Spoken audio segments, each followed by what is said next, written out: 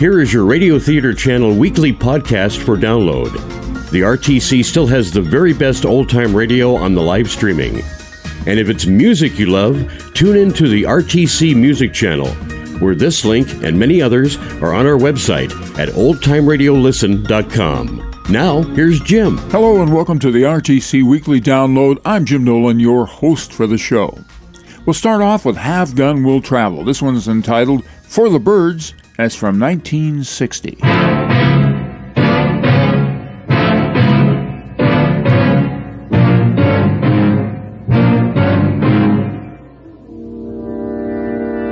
Look, I know more about this desert than you do. Does the money you might get from our client mean more to you than your life?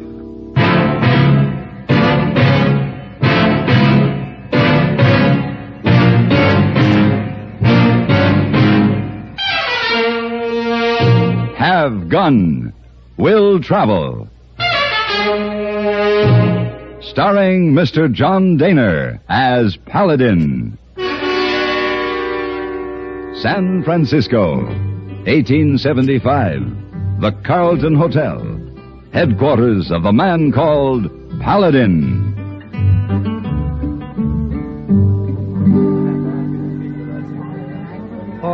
Mr. Paladin. Yes, hey, boy. You enjoy sit here, relax, smoke a cigar, read newspaper? Oh, I certainly do, hey, boy. That's why I gave you specific orders that I was not to be disturbed today. I need a little rest and relaxation. Oh, my. What's the matter with you? Oh, don't know. You seem quite troubled, hey, boy. What is it? Oh, don't know. Business condition, maybe? Oh, I see, yes. Well, it's up and down, hey, boy. Oh, yes, sir. Ye down today, all right. I take it the guests in the hotel haven't been exactly lavish with their tips, huh? Mr. Paladin, downright stingy. Oh, well, it'll pick up. Yes, hey, boy, have good reason to feel encouraged, but, he don't know. All right, hey, boy. What is it? Mr. Paladin, see that man stand over there by desk? Uh-huh.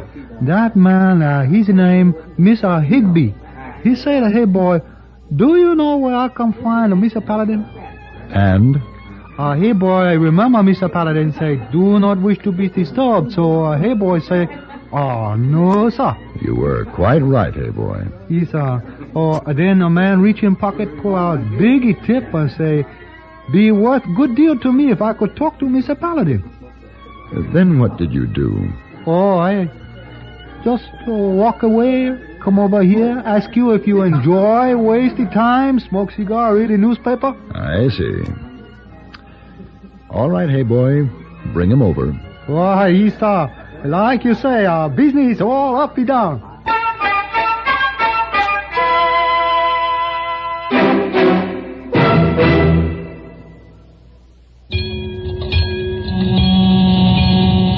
That's a warning signal for all drivers. And that can be a warning signal for drowsy drivers on long, monotonous trips. You see, driving can make you drowsy no matter how much sleep you get, and driving and dozing just don't mix. Why take chances? Take no-doze, stay-awake tablets. Millions of times a year, safe no-doze keeps drivers awake and alert, helps you bounce back so that you feel sharp, ready for any emergency. How does no-dose do it? Ask your doctor. He'll tell you that no-dose contains a safe and accurate amount of caffeine, the same refreshing stimulant you get in your coffee or tea. But safe no-dose acts faster, is handier, and more reliable. Best of all, it is not habit-forming. And no-dose is so safe, it is legally sold on a national basis without a prescription. Get no-dose, stay-awake tablets to help you stay awake and alert. It could save your life.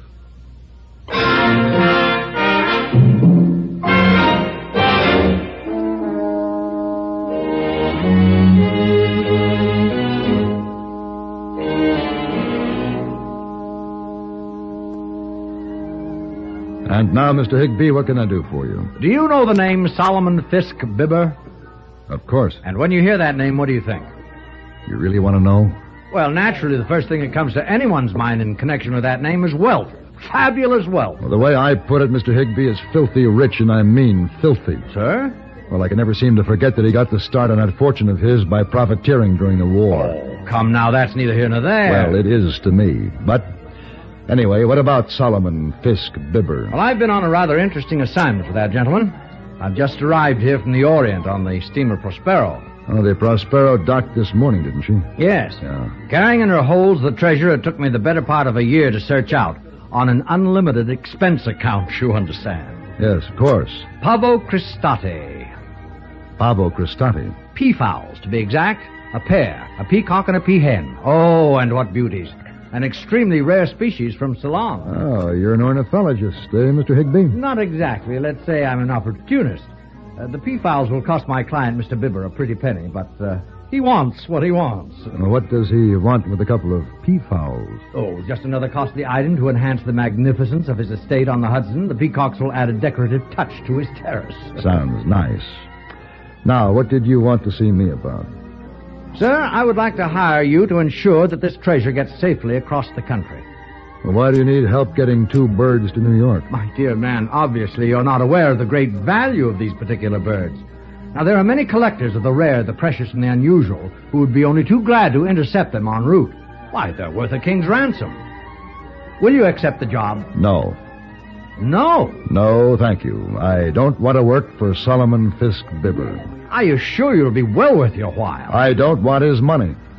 Well, Mr. Paladin, I'm just a businessman like yourself, although obviously not so fastidious. But this is very important to me. Well, if you won't help me across the country, will you please give me protection when I move the birds from the docks to the train? For a satisfactory fee, of course. Our waterfront is a bit terrifying, isn't it? Yes. All right, Mr. Higbee, I'll lend a hand to another businessman. But remember, only from the docks to the train.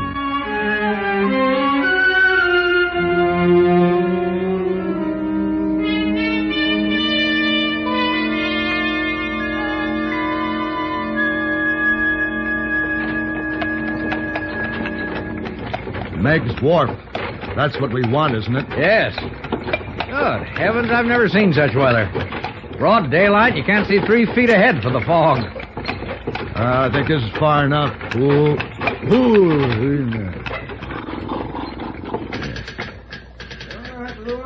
Sounds like they're unloading now. All right. Come on.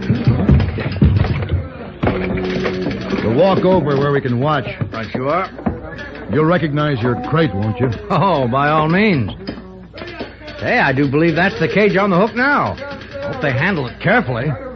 That big thing's a bird cage? Oh, they're very large birds, you know. I'm afraid I don't know much about them. Well, possibly one of the most interesting of the Avis carinati. In the ancient Greeks, the peacock was known as Juno's bird. You see, the markings on the train were considered the 100 eyes of the giant Argus, set there by Juno. Uh-huh. Now, this particular strain is held sacred in India. It's fascinating, isn't it? Hey, what's that?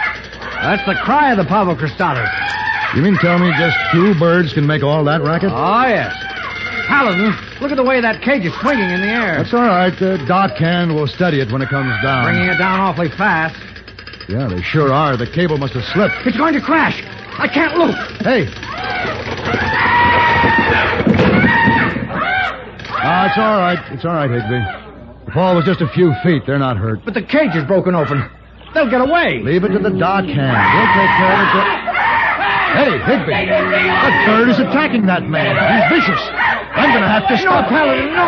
Put that gun away. Don't you dare. Higbee, let me go. Look at that thing is doing. Please let me handle him. Now you stay here. Please.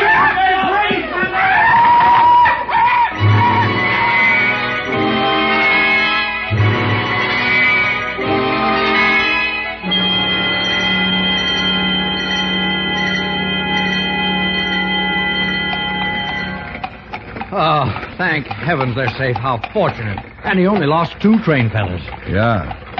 But that Doc Hand nearly lost 2 eyes. So that's a peacock, huh? Are they always like that? Mean, loud? It's hard to say. They're very unpredictable. Higbee, I've changed my mind. I'm going with you. Fine. I hoped you would. Yeah. I'm going to make sure that Solomon Fisk Bibber gets his Pavo Cristati. He deserves them.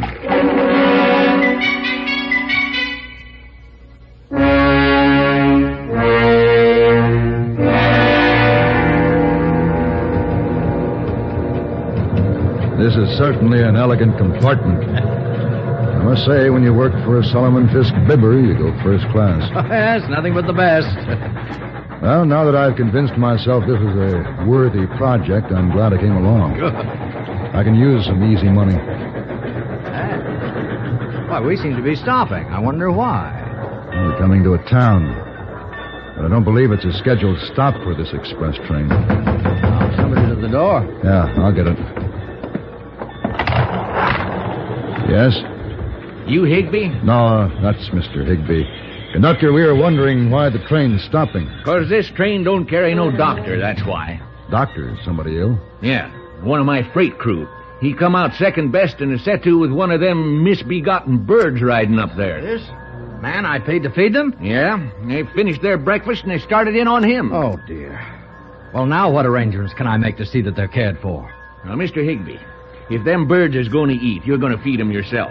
There ain't nobody in this whole train'll go within breaking distance of the critters. Well, how can I manage that? Well, I guess you'll have to ride the freight car with them. This express ain't making mealtime stops for them fiendish things. You mean we ride to New York in the freight car? Yeah? And another thing, you keep them fool things quiet. Folks in the first two cars set up all last night with loaded rifles, thinking the Comanches were closing in. Now you keep them quiet or off they go.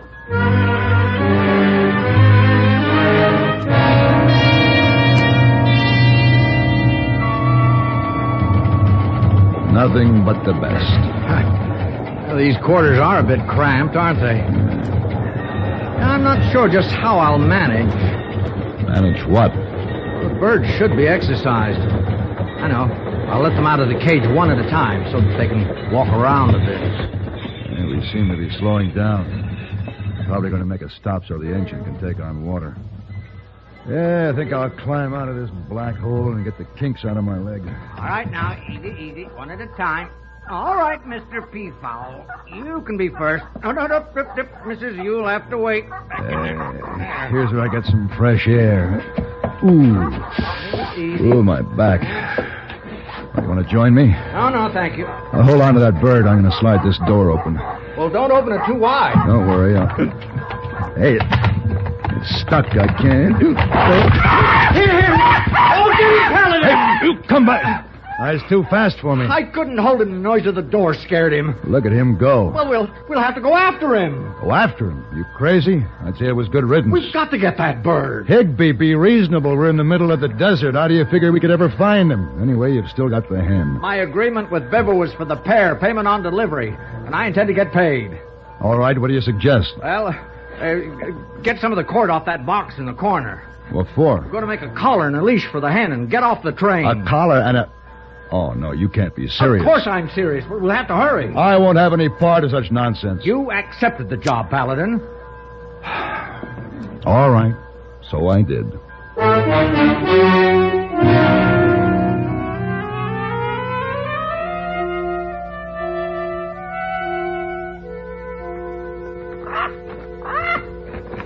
I've done some fool things in my time, but this beats all. Walking through the desert with a peahen on a leash. But the idea is sound, Paladin, really. Oh, is it? Yes. See, actually, we're approaching the mating season of the pavo cristalis. Now, at the proper time, the lady will call to the gentleman, and he will answer her call post-haste. I see. In other words, we've only to stay somewhere in the vicinity of Mr. Peafowl, and in due time, he'll come back to us. But this is a big desert, Mr. Higby. You don't know how far he's gone. The mating cry of the peahen can be heard for many miles. I can believe that. Well, as near as I can figure, we're about 10 miles south of the town of Whitewater. We better head that way and get a wagon. Did I say something about easy money? Oh, shut up.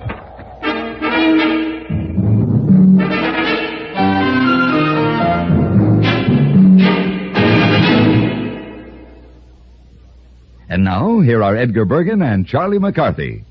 Bergen, why did you stop the car here? I want to talk to that farmer. Oh, mister, Oh, you call me? Why, it's Mortimer Snurg. Oh, where? Oh, that's me. Are there any General Motors dealers around here?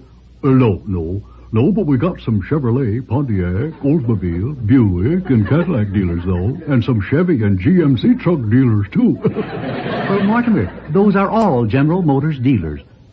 Oh, what do you want to see them all for? Well, I only want to see one for Guardian maintenance. Do they make that car, too? No, that's a service that's available only at General Motors dealers' service departments. Oh, I see. Yeah. And right now, they're featuring complete lubrications, quality appearance services, brake adjustments, and front-end inspections. It's quality work performed by GM-trained servicemen at a fair price. Well, that makes good sense even to me.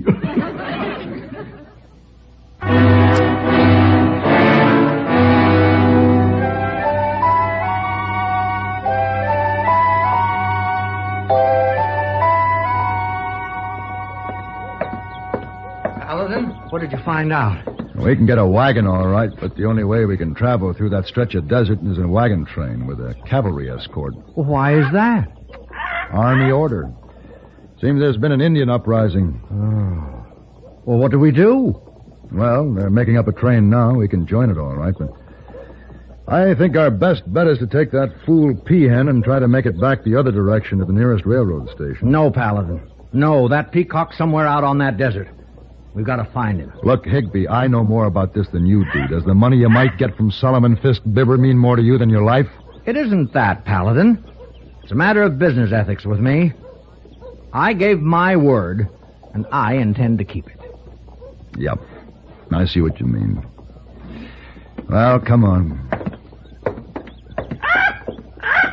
But that thing goes in a crate.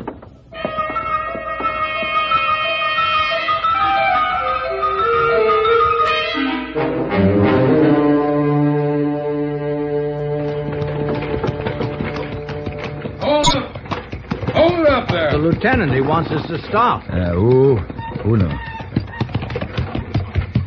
Yes, Lieutenant? All wagons into a circle when we reach that grove of cottonwoods ahead. Indians just over the ridge. You expect attack? Well, from our scouts' report, we're greatly outnumbered. But we must be prepared to defend ourselves as best we can if necessary. What's behind this uprising, Lieutenant? The chief of this particular tribe, Old Many Feathers, was friendly to the whites. He died a short time ago. Some of the young bucks who didn't agree with his policies are trying to take over, stir up a bit of trouble. I see. There's a bare possibility they haven't spotted us, so no fires. And move as silently as possible. Right. Get up. You hear that, Higby? The lieutenant wants silence. Pass the word along to the peahen. All right, Paladin. I'll keep the blanket over the crate. That'll keep her quiet.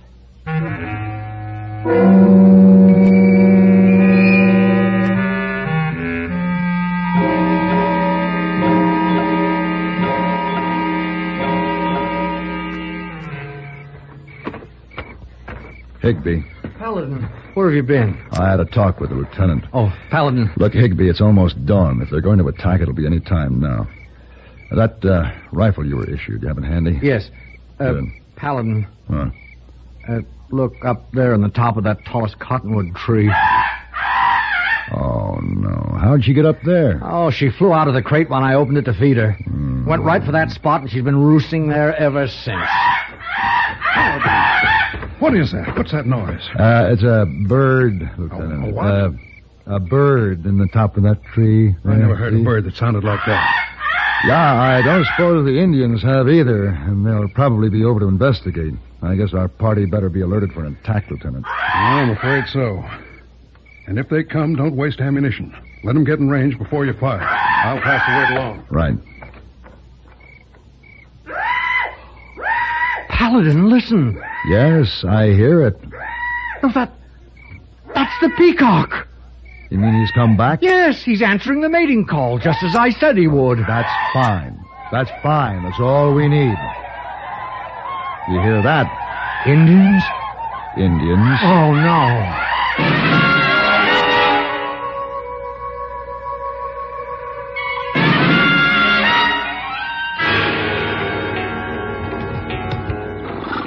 Paladin, I've been fighting Indians for 15 years, and I've never seen the like. Here they come tearing down that slope. They must have outnumbered us 20 to 1. They get down to that clearing, stop, and without firing a single shot, ride on back up the hill. I tell you, it's got me baffled. Well, it had me baffled too, Lieutenant, but I believe I have it figured. Huh? Yes, it was our advance force that turned them back. What? The Peacock. That silly bird who was strutting back and forth down there in the clearing? A pretty spectacular bird, you'll have to admit. Yeah, all those feathers. Uh-huh. Many feathers.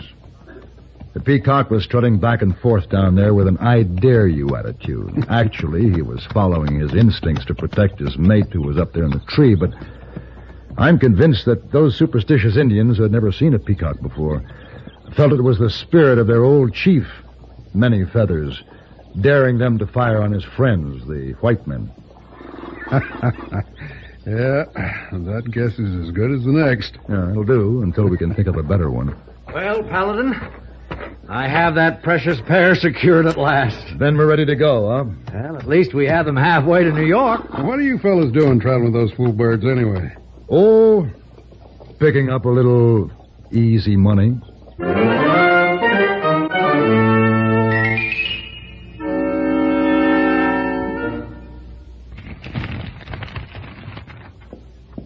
Mr. Paladin, don't you want to go downstairs in lobby to read newspaper? No, Miss Wong. I just want to rest and relax, and I think I stand a better chance up here in my room. Oh. When you finish cleaning and leave, I'm going to lock the door. Hey, boy, tell me you go all the way to New York. Take birds.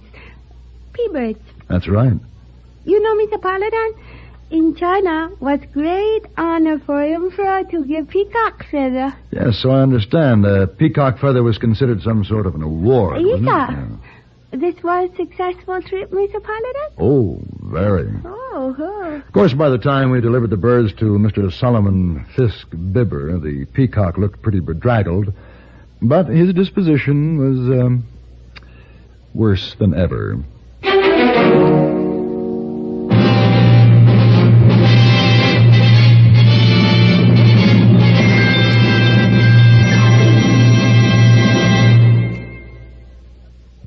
Pepsi-Cola refreshes without filling. Why? Because it's truly light. Charlie, you're forgetting something. Wait, Kay, there's more. Yes, ice-cold Pepsi is the delicious refreshment that goes great at a picnic or a party. But, Charlie... And Pepsi goes fast. People like it, so keep plenty handy. There. Oh, you did fine, except for one thing. Well, I mentioned lightness and how Pepsi refreshes and how fast it goes. You left out Pepsi sociability. You know the Be Sociable song. But, Kay, I can't sing. I can. Listen.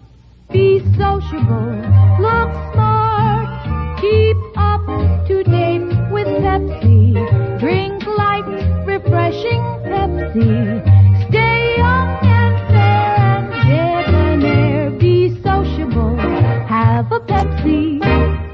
Well, at least I can say this. Pick up an extra carton of Pepsi today. Please do.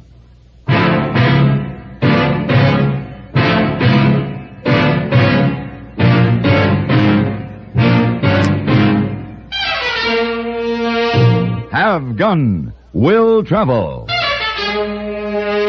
Created by Herb Meadow and Sam Rolfe, is produced and directed in Hollywood by Frank Paris and stars John Daner as Paladin, with Ben Wright as Hayboy and Virginia Gregg as Miss Wong. Tonight's story was specially written for Have Gun Will Travel by Ann Dowd. Featured in the cast were Bartlett Robinson, Frank Cady, and Joseph Kearns. This is Hugh Douglas inviting you to join us again next week when CBS Radio presents Have Gun Will Travel.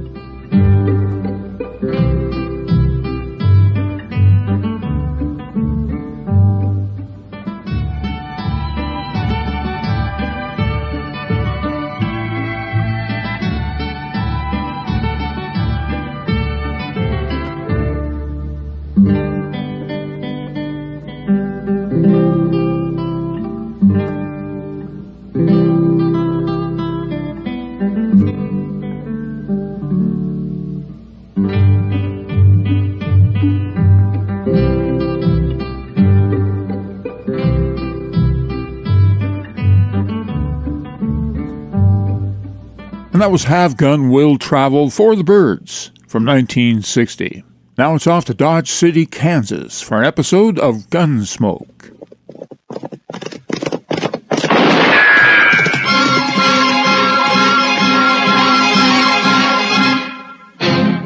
Around Dodge City and in the territory on west, there's just one way to handle the killers and the spoilers, and that's with a U.S. Marshal and the smell of Gunsmoke.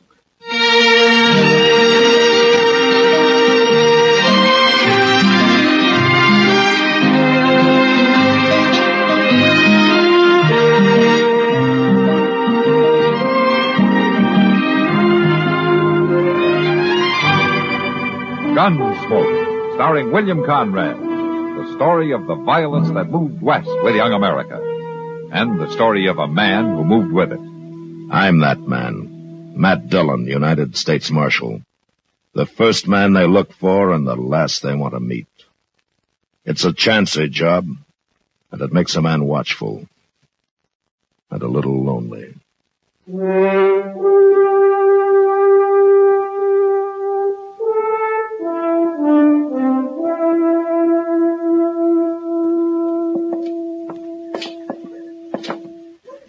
Mr. Dillon, you figure Aim will have your horse shod by now? He should have, Chester. He's a good blacksmith. I swear I don't see how nothing but prairie can wear out shoes so fast. Wears your boots out fast enough. Well, yeah, but they ain't iron. Well, the shape my feet's in, they might well be. Yeah, Gil Tallman must be waiting for a horse. He's a loudmouth, ornery cuss, ain't he? Got through with him. That horse was so lame he couldn't walk a foot. Ought to break your face. Please, if it was my fault, something I did wrong, don't pay me anything. What's the matter, Emil? Huh? Oh, Marshal, this fool Dutchman messed up my pony. Oh? Maybe it was a stone bruise. Ain't no stone bruise, Marshal. It's pinched feet. That's what it is. I ain't paying a cent to any blacksmith who cripples horses. Well, the mule-headed... It is all right, Chester. Best we forget it now. I purely don't like that, man. How about my horse, Emil? All finished. New shoes all around. Yeah, good. How much owe you? $2. All right. Here you are. Thank you. Yeah, Chester, you get up behind. I'll ride you back to the office, huh? Come on. There. Marshal. Yeah? Mr. Tolman is wrong about me. The horse he ride just now is one I shoed 2 days ago. You can see he is not lame. He didn't seem to be. There sure wasn't nothing wrong with the way he traveled. Emil, this has been going on for a long time. Why is Tolman hoorahing you? Do you know? Oh, maybe because I am German, maybe something else, who knows. Well, I'll ask him to pay his bill if you like. Oh, Marshal. You won't get rich if you aren't paid, Emil. The money is good, yeah, but not worth enemies. Now, whatever you say. Ready, Chester? Yes, sir. All right, hold on.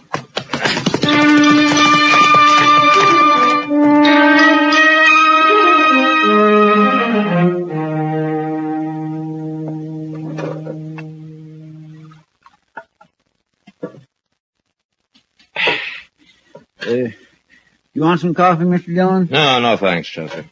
Say, you know what? Lily Langtry's going to be in here in a couple of weeks. Oh, how do you know? Well, Mr. Hipple over at the Opera House told me.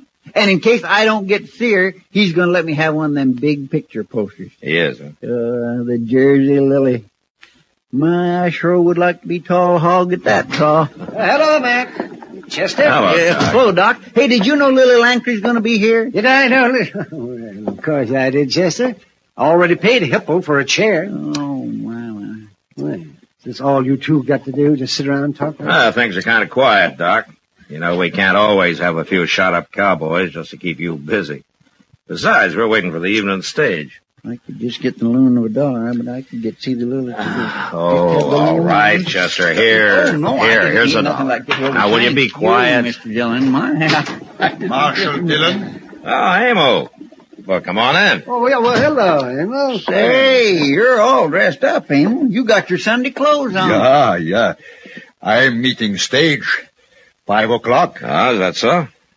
Got new wife coming. You got a wife? Is right. Well, I didn't know you were married, Amo. Oh, no, not married yet. I will get married after she arrives. Well, who is it, Amo? Well, I am doing good now and want to have wife and children. But girls here in Dodge don't want Emil for husband, so I answer advertisement in St. Louis paper. An advertisement? What for?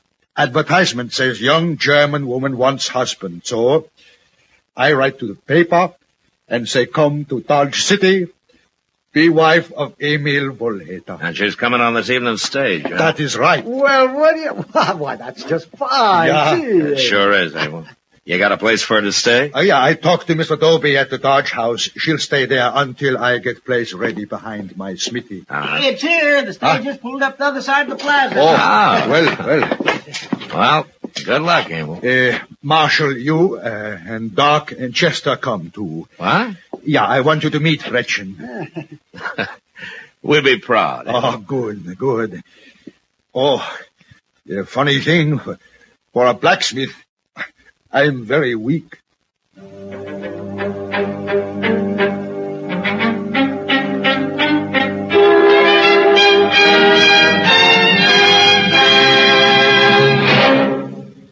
Elijah Cuddlestone was his name, and politics was his game.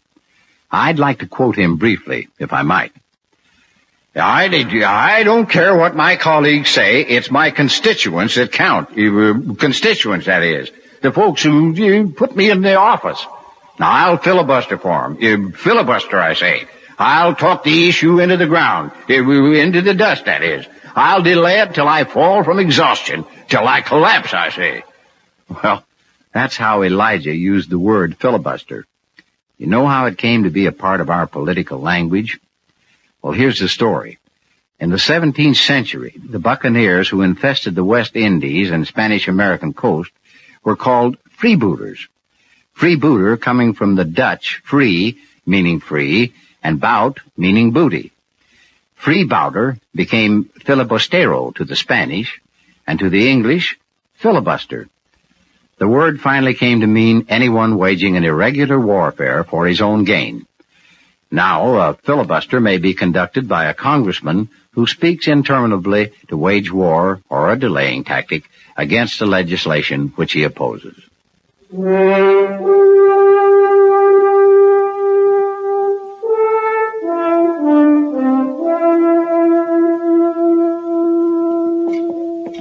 You know, Marshal, all my life I am not afraid of anything, but now, for no reason, my stomach is sick. Yeah.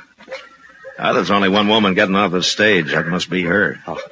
Yeah. Say, she's a pretty little thing, ain't she? Yeah, she sure is. Well, go on, Emil. She's standing there waiting. We'll wait here. Well, go on. Oh. Well, go on, man, go on. There's plenty of time to be nervous later. Yeah. Fräulein Schiller. Ja? Grüß Gott. Ich bin Emil Volheta. Ich bin fröhlich und glücklich, dass Sie gekommen sind. Herr Volheta? Ich hoffe, die Reise war nicht zu schwer. Nein, ganz gar nicht. Ich bin erfreut, hier zu sein. Meine Freunde sind sehr liebe Leute. Ich werde sie Ihnen vorstellen.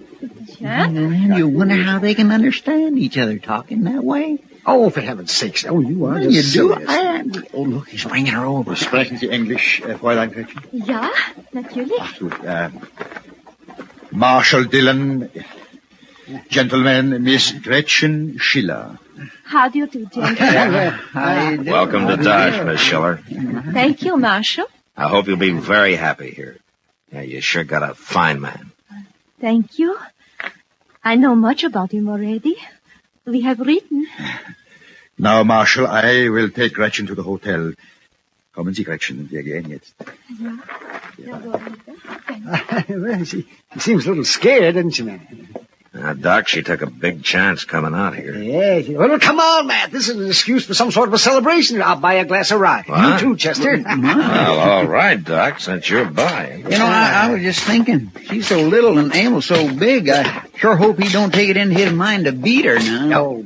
You know, Chester, Emil's about the gentlest man I've ever known. Besides, Chester, that men don't always beat their wives. Well, I know that, but some does.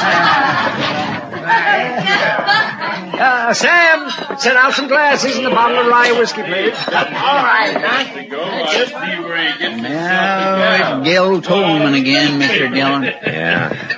One of them burners is all we need around here, and now there's two. That's too many. Doc, you and Chester wait here, huh?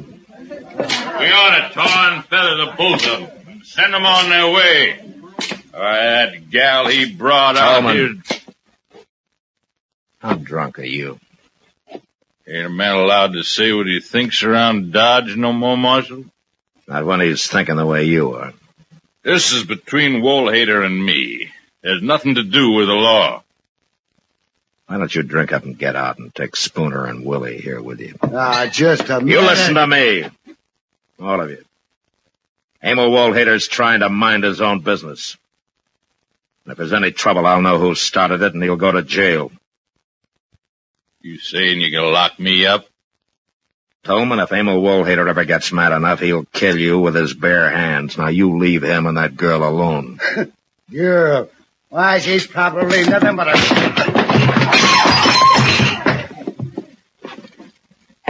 All right, Tolman. You and Spooner carry Willie out of here. Okay, Marshal. We'll go. But just remember, I got a score to settle with that blacksmith.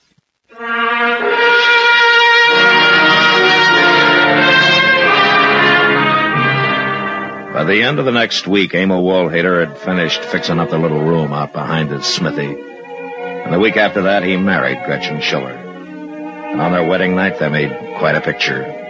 Standing there by the fire out behind the smithy, the great giant of a man and his little bride, smiling and happy. As somebody had brought a barrel of beer, and there were boiled eggs and pickled pig's feet and roast chicken and smoked beef. And some of the women had brought sugar cakes and dried apple pie, and some of the men whiskey. It was good fun, until Tolman and his two friends arrived. Well, I didn't think he'd have the nerve to show up here, Mr. Dillon. Neither did I, Chester. Where is the dancing? Huh? Kindly drunk. Yeah, so are Willie and Spooner. Willie, you go find yourself a gal. Hey, you too, Spooner. Me, I got one waiting. I'm gonna dance with this little old gal. How about it, Mrs. Woolhater? Emil? Come on, gal, dance. He don't care. Emil? We are all friends here, but Nobody's dancing right now, Tolman. Why don't you forget it? Well, if it ain't the marshal. You are welcome here, Mr. Tolman. There's food on the table and drink. I don't want nothing to drink. I want to dance. Hey, you start up that music. Come on, you. We're going to dance. Maybe you drink too much to dance, Mr. Tolman. Why don't you just go home, Tolman, and sleep it off? Huh? Me and Gretchen's going to dance right now. Let go. I'm sorry to do this, Mr. Tolman, but now we put you in water. Put me down, you stupid cool you off. Put me down. All right.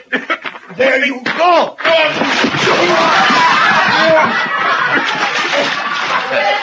That'll quiet him some, Emil. Well, it's better than hurting him, I think. You filthy Dutchman. Oh, I'll pay you back for that. Come on, Willie. Spooner, let's get out of here. Everybody, have fun. No troubles on wedding night of Gretchen and Emil.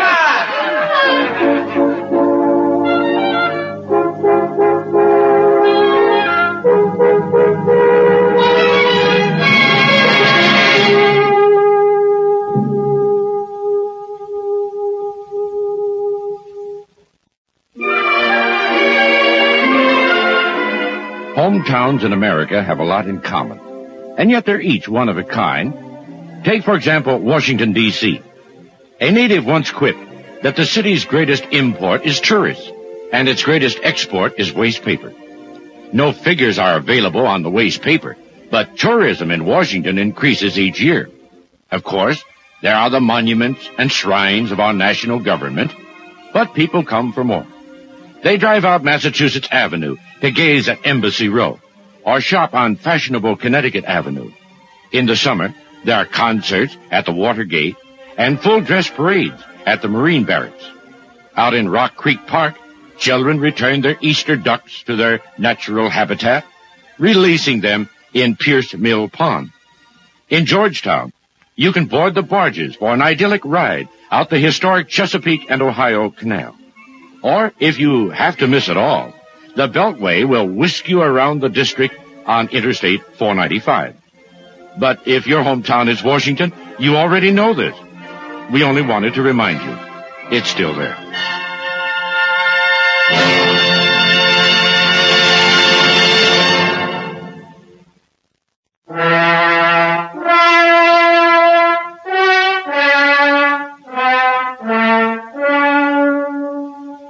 There wasn't any more trouble that night or in the week that followed. I kept my eyes open, but there was no sign of Tolman or his friends, and Dodge was pretty peaceful. And then late one night, trouble did come, but not in the way I'd expected. I'd been out at the Crockett place, and when I rode back up to the office, Chester was waiting for me. Mr. Dillon? Hi, Chester. Oh, Mr. Dillon, I sure am glad you're back. What's the matter? Oh, there's been a fire. What?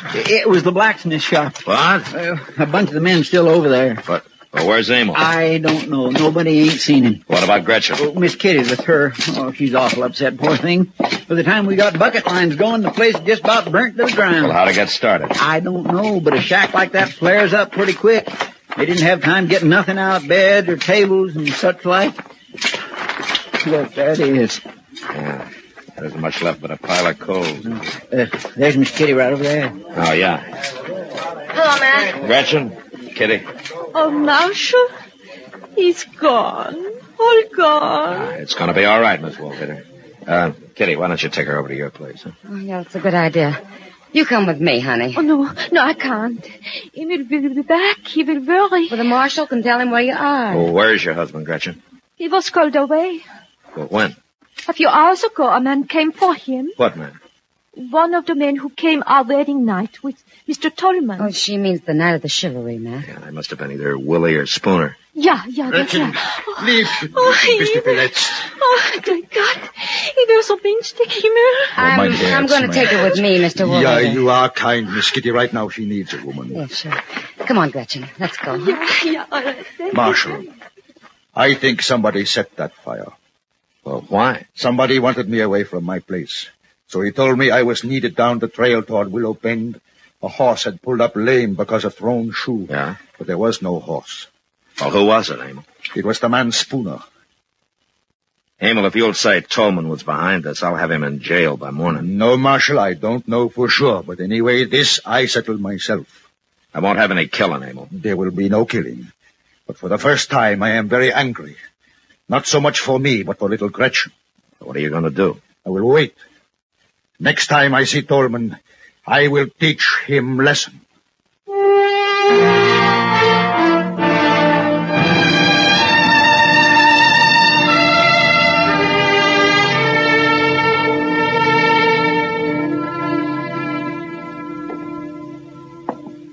Mr. Dillon? Yeah, what is it, Chester? There's Joe Tolman coming. What? He's got Willie and Spooner with him.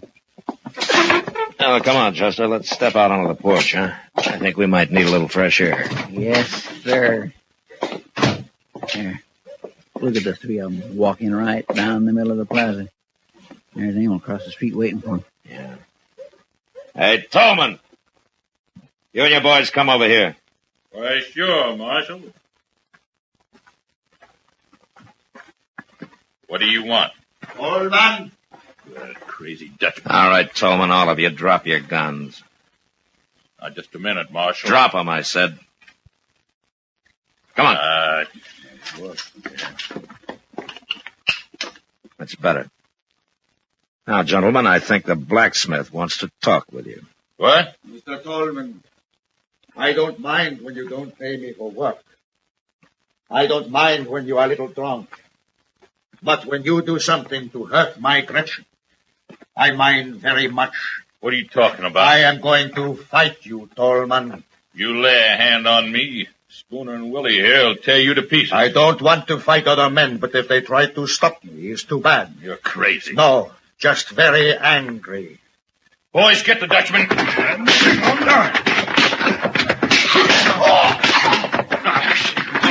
wrong way. Stay out of it, Chester.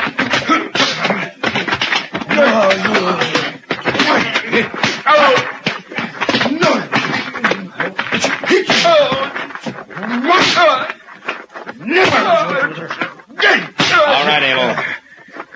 All right, Emil, that's enough. Stop it, Emil. Yeah.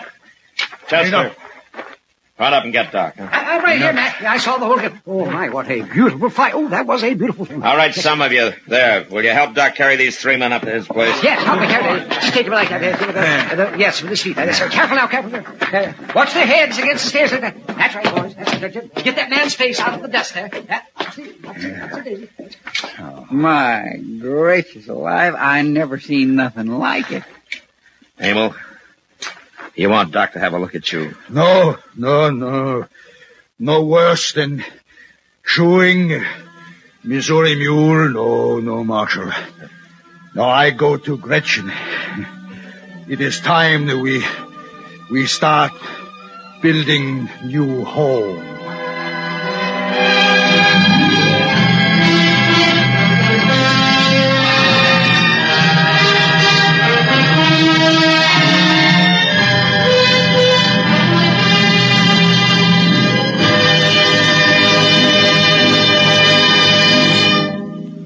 With your permission, I'd like to quote an excerpt from a speech by that old political character, Elijah Cuddlestone. And I say, we'll state and declare, that is, that pork barrel appropriations are not going to be our salvation. We must, I say, we have to get up on our hind legs. I mean, you stand up and fight for our own improvements. The pork barrel is for loafers. I mean, the greedy and the weak, that is.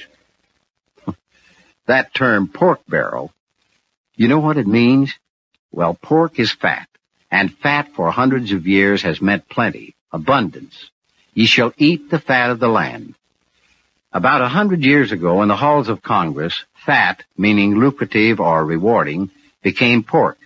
And about 50 years ago, when congressmen sought larger appropriations for such things as bridges, harbor or river improvements, public buildings, and so forth, to impress their constituents, they were accused of seeking pork barrel appropriations.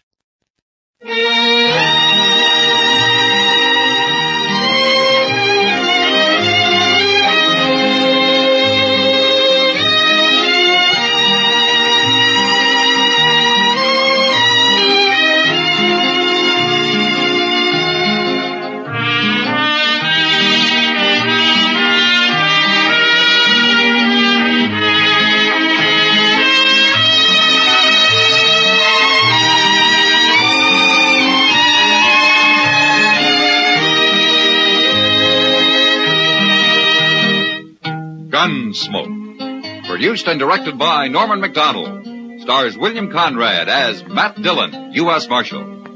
Featured in the cast were Parley Bear as Chester, Howard McNear as Doc, and Georgia Ellis as Kitty. George Walsh speaking. Join us again next week for another specially transcribed story on Gunsmoke. This is the United States Armed Forces Radio and Television Service. The Blacksmith Barney, an episode of Gunsmoke from 1958. We'll wrap up this podcast with an episode of Fibber, McGee, and Molly. So now it's back to 1944, and McGee controls his temper. The Johnson Wax Program with Fibber, McGee, and Molly.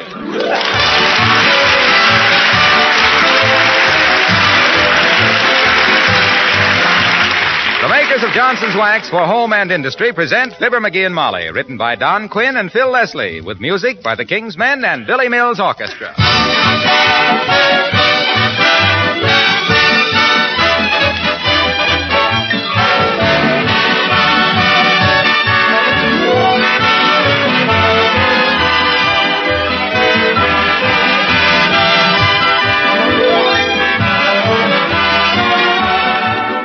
During this coming week, your kitchen will probably get a little extra use. So it's a good time to give the floor a protective coat of Johnson's Self-Polishing Glow Coat. That will make it bright and cheerful, show it off to best advantage when your friends drop in. And it'll protect it against the extra wear. If you're not already using Glow Coat, this will give you a chance to see how easy it really is to use. Glow Coat is self-polishing, needs no rubbing or buffing. It's especially useful on linoleum surfaces, on asphalt and rubber tile, floors in kitchens, entrance halls, bathrooms. Spilled things are wiped up in a jiffy. And I guess you know that the regular use of Johnson's Glow Coat will make your linoleum last 6 to 10 times longer.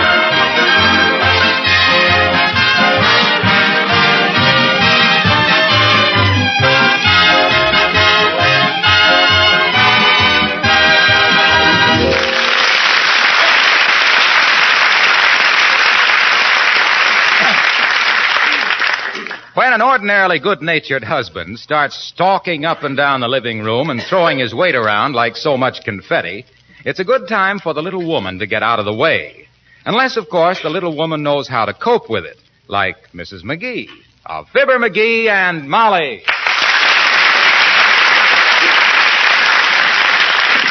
Dad-rat, the dad-ratted thing anyway. The dad-rat... Of all the dirty breaks, I could fall in a diamond mine and come out with a bucket full of broken glass. Why does everything have to happen to me? Doggone the doggone luck anyway. Of all the rackets... McGee, stop kicking that piano. You have your new shoes on. McGee, stop it. Well... Heavenly days, there's no use flying into a rage just because you spilled a little ink on a letter. A little ink? Look at it. Smeared the whole page. Now I'll have to write the whole dad-ratted letter over again. Can't read what I wrote and don't remember what I said.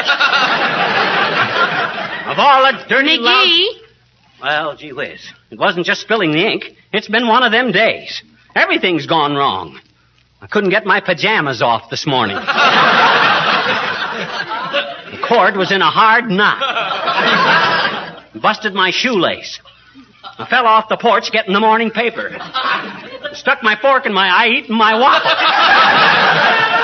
Well, I've warned you about eating and reading the paper at the same time, dearie. And that's another thing. There was a big hole tore clear through the morning paper. If I ever lay hands on the knucklehead that did that... I did that. I'll break every bone in his... Huh? You did? You tore a hole through the morning paper? Yes. What for? So I could see you. I get awfully lonesome for you at breakfast, dearie. Oh, sure. And for goodness sakes, now stop stomping around. Beulah has a cake in the oven. Well, if I had the dad-ratted sense of a dad-ratted horsefly, I'd... McGee, stop swearing. Oh. Heavenly days, you can get more real profanity into a dad rat than the average mule skinner has in his whole vocabulary. My goodness, a woman doesn't like to see her own husband. Oh, my gosh. Hey, now, Molly, you got tears in your eyes. Don't cry. Gee, I didn't mean to get so tough. Well... I'm sorry. I got a nasty temper. Yes, you have, dearie. You have. You fly off the handle like a 10-cent tack hammer. You should learn to control yourself. Yeah, I know. But, gee, you mustn't cry about it. Ain't that serious. Here, let me wipe your eyes. There. Now. I'm sorry I made you cry. I wasn't crying. I was peeling onions in the kitchen. But I don't like to see you get into those tantrums. Yes, it is silly. The idea of me going all to pieces like a donut in a coffee cup. Sure. I'm ashamed. Well, now, don't worry about it. I wouldn't want you too easygoing. It would mean you lack character. I know, but my temper's too ragged.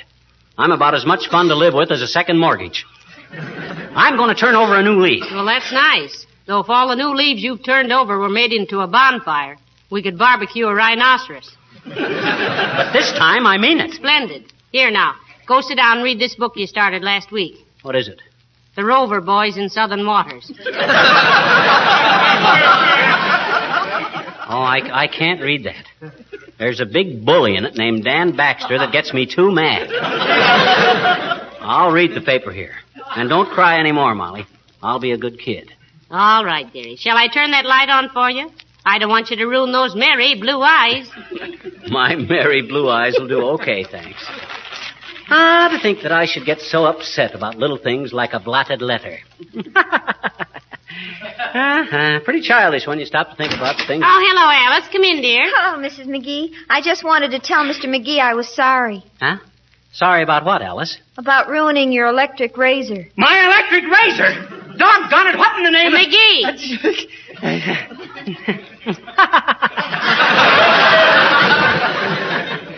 Forget it, Alice.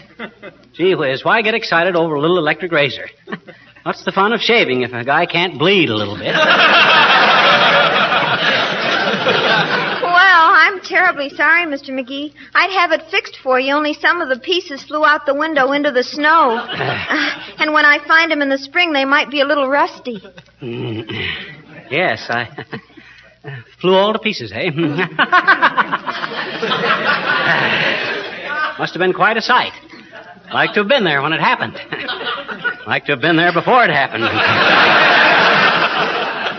Say, Alice, what were you doing with the electric razor? Shaving a coconut. Shaving a coconut? Well, I'll be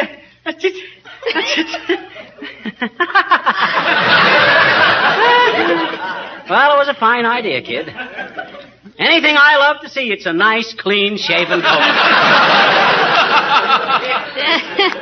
Is shaving coconuts a hobby with you, Alice, dear? Well, no, but it looked so uncouth, Mrs. McGee. You see, it was sent to me by a boy in the South Pacific, and I wanted it to look nice. And a very good reason, Alice. What's a little thing like an $18 razor compared to a great romance like yours? Is the boy a flyer, Alice? Yes, and he's had some exciting experiences over there in the jungles, believe me. One time he was lost for 3 weeks in a swamp with nothing to eat. Nothing? No. All he had with him was a roll of maps, but they saved his life. You mean he studied the maps and found his way home? No, he ate them. He ate the maps? No, wait a minute, Alice. That isn't... But he did. He was just about to die of hunger when he suddenly thought of it. He held the maps up and turned them around backwards and ate them. I don't get it, Alice. Creepers, don't you see? Maps backwards is spam. Well, I'm sorry about your razor, Mr.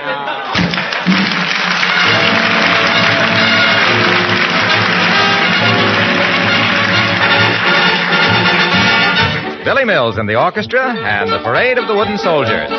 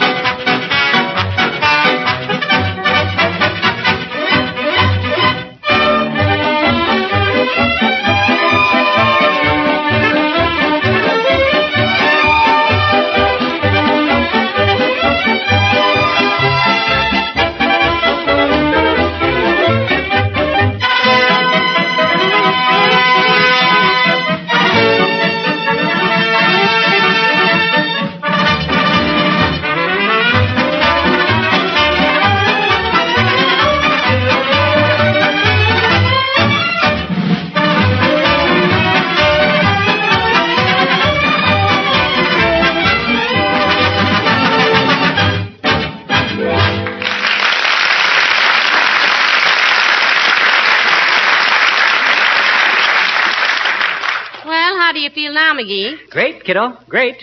Your nerves stopped jumping around like a ping-pong ball? Yep, under strict control. Been sitting here reading the morning paper, as cool as an iceman's shoulder. Well, good for you. Then maybe it's safe to break a little bad news. Huh? Beulah smashed your wristwatch. Really? Well, I hope she didn't cut her hand on it. Why, McGee, you're marvelous. You love that watch. Yeah, but it was a lot of trouble, too. Had to wind it every day. Tell Beulah not to worry about it. McGee, I can't get over this. There was a time when you'd have screamed with rage. Yes, I know, but that was before I learned self-control. I figure you live a lot longer if you don't get too excited about things. Yeah, or else it just seems longer. Now, you'd be surprised how much better I feel already, Molly. Just an hour or so of controlling my temper, and I'm a new man.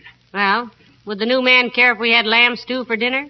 Lamb stew! Again? Doggone it, I've had so much lamb stew lately, I'm afraid to make a U-turn.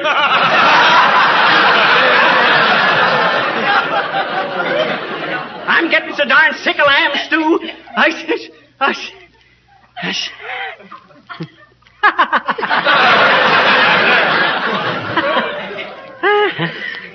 That's how I would have reacted this morning, you see. But I'm different now. Sure. Let's have lamb stew.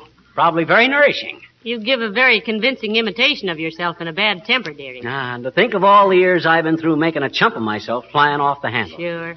When I might have just been sitting here just like this, calmly reading the paper. Hiya, Molly. Hiya, pal. Heard the news? Hello, Mr. Wilcox. What news, Junior? Well, it isn't confirmed yet, but I've got it on pretty good authority that the new superhighway goes right through this block. Heavenly day. How that affects us, Waxy? Oh, hardly at all, except you'll just have to find another place to live, that's all. All these houses will be condemned and torn down. Now, just a darn minute. You mean we're going to be thrown out of our own home? That's the general idea.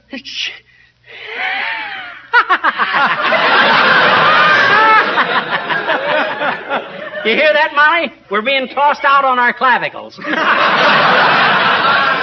Boy, is that rich. Just get the house almost paid for and boom, out we go.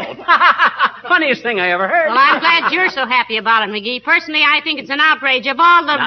Temper. No use flying off the handle over a little thing like that. It's time we moved anyway.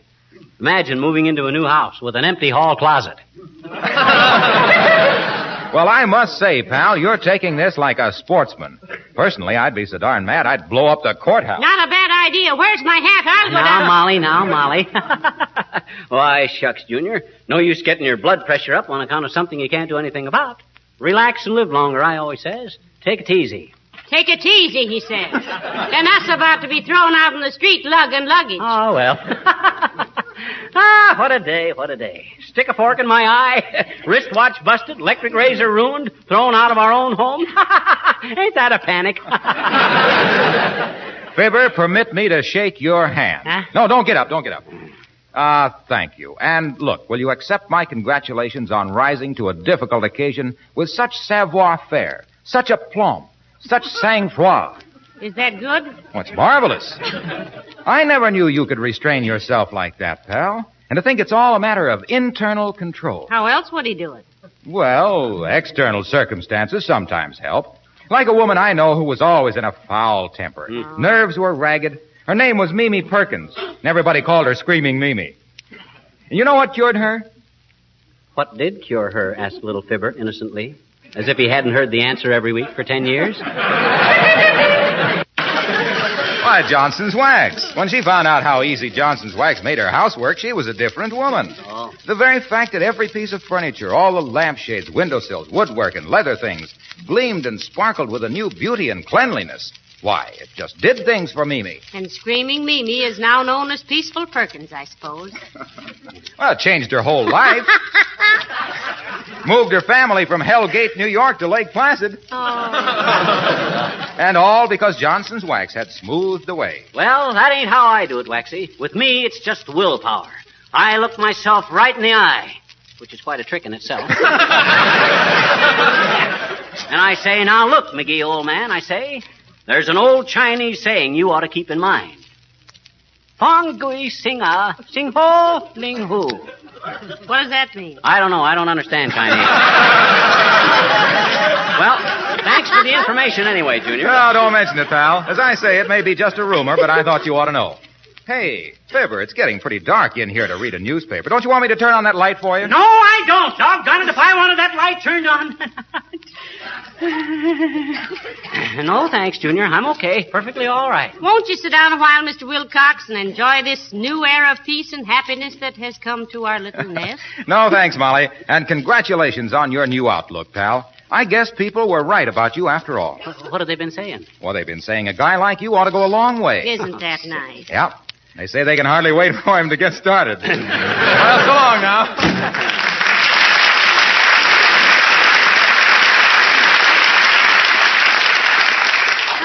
There goes one of the nicest men I know, McGee. He has such wonderful manners and all. No, don't let that bowing from the waist fool you, Snooky. That's just his way of sneaking a peek at the floors and woodwork. Hey, there's a picture coming to the Bijou I want to see. What is it? Winged Victory. That army picture. I understand it's not only colossal, but very good. It's got everybody in it but Edwin Booth. I'd like to see that, too. Oh, you don't know how much good it does me to see you sitting here so calm and collected, McGee.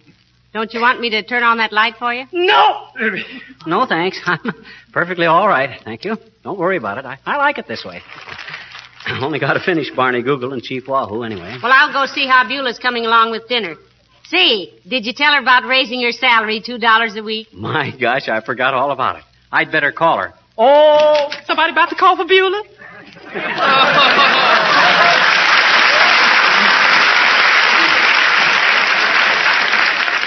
Yes, Beulah, wanted to tell you that I've took the matter up with the War Labor Board and got a confirmation to raise your salary $2 a week. Well, for goodness sake. Thank you ever so much, sir. Who's going to be here? What do you mean, who's going to be here? Well, it's been my experience, ma'am, that when folks raises my salary all of a sudden like that, it usually means they's planning some big wing ding whereby I loses my Thursday off or something. Now, there's no catch in it, Beulah. You've been doing a good job, and we appreciate you, that's all. Thank you very much, sir. Sure is good news. One more raise like that, and I can afford to quit. Heavenly days, Beulah. Aren't you happy here? Oh, yes, ma'am. This is the most compatible place I ever worked. Oh, only me and Ira, we may get married. Is Ira your current admirer, Beulah? Current? That man is 1,000-watt, million-volt, direct, and alternating. Alternating? Yes, ma'am, between me and Lily Robinson. She worked for Toopses. Oh, but you got the inside track, eh? I got the inside track on the rail, closing fast, in a photo finish, I win. That Lily, she'll take a bad picture. Has Ira proposed yet, Beulah? Oh, no, but I know the signs, man. When a gal straighten a man's necktie and he don't slap her hand away no more, she might as well start selecting her torso. It's true so, Beulah. It's true so, help me, sir. Well, Beulah, we'll hate to lose you, but never let it be said that the McGees ever barricaded the middle aisle. Yeah, let us know when it happens, Beulah. We'd like to give you a shower. Mr. McGee, you just trying to make me blush. Now, Beulah, he means a gift shower. Yeah. You better read up on the customs, Beulah. You know, when you get married, you got to wear something old, something new, something borrowed, and something blue. Mr. McGee did, Beulah. Yep. He wore an old suit, a new hat, and borrowed $2 from me for the license. And what was blue, sir? 4 of the prettiest gals in Peoria. 4 of the prettiest gals.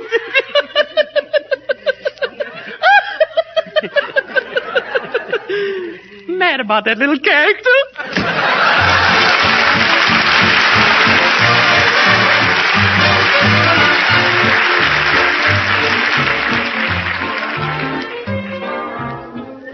The King's Men sing Accentuate the Positive. Gather round me, everybody. Gather round me while I preach some. Feel a sermon coming on. I must deliver this message before the old year's gone. You gotta accentuate the positive, eliminate the negative, latch on to the affirmative. Don't mess with Mr. In Between. You gotta spread joy up to the maximum, bring gloom down to the minimum. Have faith or pandemonium, liable to walk upon the scene. To illustrate my last remark, Jonah in the whale, Noah in the ark. What did they do just when everything looked so dark? They said they better accentuate the positive, eliminate the negative, latch on to the affirmative. Don't mess with this In Between. You gotta spread joy up to the maximum. Bring gloom down to the minimum. Have faith, the pandemonium, liable to walk upon the scene. To make it clear, let me show Moses in the big Red Sea and Joshua at Jericho. What did they do when the spirits were sagging low? Man, they started into accentuate the positive, eliminate the negative, latch on to the affirmative. Don't mess with Mr. In-Between. Just accentuate the positive, eliminate the negative. Don't mess with Mr. In-Between.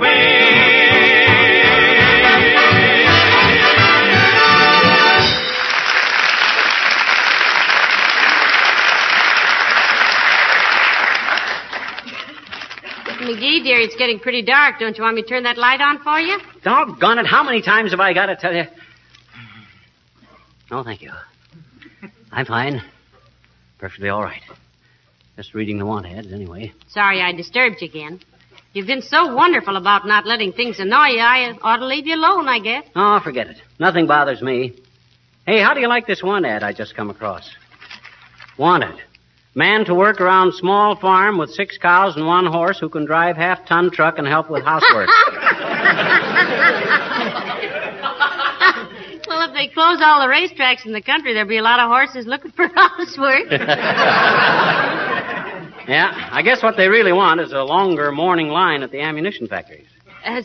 Speaking of ammunition, dearie, I never told you about your shotgun. You mean my new single-barrel 12-gauge? What about it? Well, I was trying to get into that old trunk in the attic, and the lid was stuck, and I didn't have anything to pry it open with, and your shotgun was standing in the corner, and, how far can you bend the barrel of a gun before it's really damaged?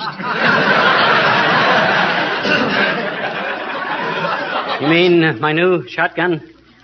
You bent the barrel, so... How bad is it bent? Oh, not more than 2 or 3 inches. Mm-hmm. It curves up slightly now. Just bent the barrel 2 or 3 inches, eh? Yeah, but in another way, it's better than it was. How's that? Well, that little bump on the end of the barrel broke off. Now it won't get in your way when you aim. That was a sight. It certainly was. You know it spoiled the looks of that whole gun? Oh, Molly, you're terrific. My gosh. Worrying over bending a gun barrel a mere 2 or 3 inches. Oh, I'm going to love it that way. Now I can shoot around corners. Really? And you're not angry with me? I'm not angry with anybody. Relax, kiddo. Just as soon as I finish reading this paper, we'll be... Oh, dear. Come in. Oh, it's Dr. Gamble. Hello, Doctor. Hello, Molly. And a Happy New Year to you, too, underslung. Oh. I can't stand this. Good afternoon, Dr. Gamble. Dr. Gamble? Why this sudden attack of formality? Don't you know me, McGee? I'm your friend. I'm your family physician. The magnetic personality with the $12 stethoscope who has to assure you 5 times a week that a wart on the thumb is not necessarily fatal. Remember? What is this, Molly? Has little rubber puss got a grouch on? On the contrary, Doctor, he's decided to keep his temper under control after this. And I must admit he's been doing a magnificent job. No kidding. Well, he's probably lengthening his own life, but the shock will kill a lot of his friends. Not that I believe a word of it, of course. You can't teach an old dog new tricks. And he's one of the oldest dogs that ever sat up and begged for a poke in the nose. But I tell you, Doctor, it's working. Everything has happened today, and he's been as sweet-tempered as an angel about it all. He better drop in my office and let me tune in on his peristalsis. With him, 10 minutes of good nature is pathological. Ordinarily, he's just a nasty little sourpuss with the temper of a bilious buffalo. You'll give him credit for trying, though, Doctor. Why not? I've given him credit for everything else, including my valuable services. As a matter of fact, dear, if he keeps this up, it'll be very beneficial. Oh, you mean his health will be better, huh? Oh, indubitably. Anger, you know, releases adrenaline into the system. Oh? Adrenaline is highly toxic. That's why he's always been such a poisonous little character. Oh, now, Doctor, please. He's been such a good boy. Don't spoil it. All right. You win. Well, I better run along before I say something I might regret, as if I could. Well, maybe it would be better if nothing happened to bother him. Yeah, I see what you mean. Well, Happy New Year to you, Molly. If you can manage it, living with stupid little beetle brain over there.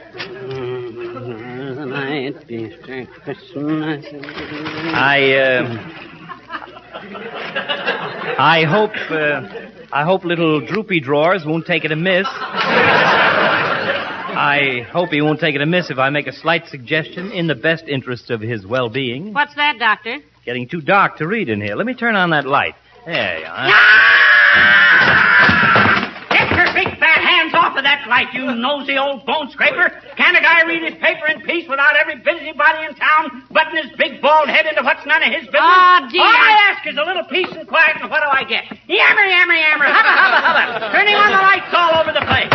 But, my boy, I was merely... Well, go merely someplace else, you big lemon head. Of all the dad-ratted nerve. McGee, stop kicking that piano. I'll kick the dad-ratted jukebox all over the house if that big obscure, obsolete, everything old obstrition don't scram out of here.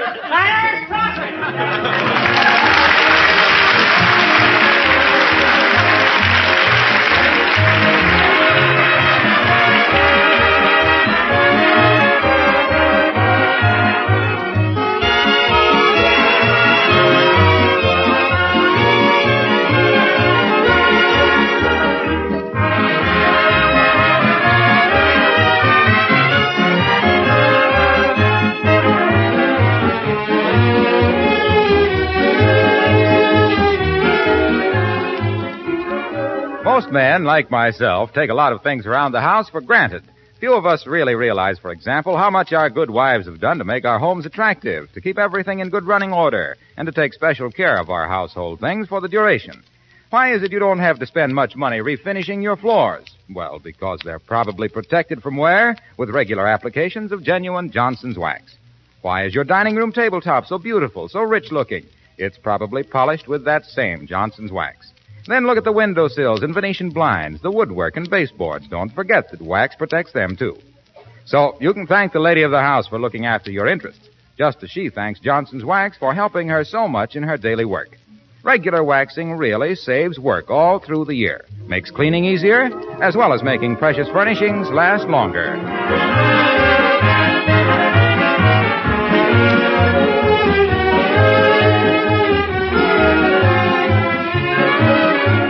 Ladies and gentlemen, from the Johnson Wax people, Billy Mills and his orchestra, the King's Men, Alice, Dr. Gamble, Harlow Wilcox, Beulah, us, and the man who slams the door, a very happy new year. May your 45 really be loaded.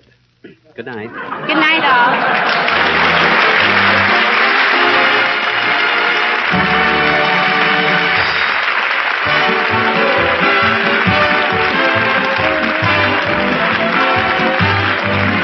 This is Harlow Wilcox speaking for the makers of Johnson Wax Finishes for Home and Industry, inviting you all to be with us again next Tuesday night. Good night. This is the National Broadcasting Company.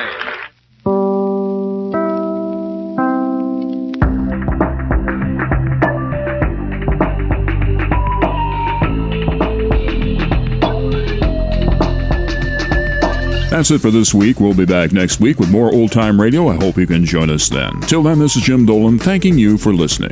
The RTC Weekly Download is produced by Chris Stone and Jim Dolan.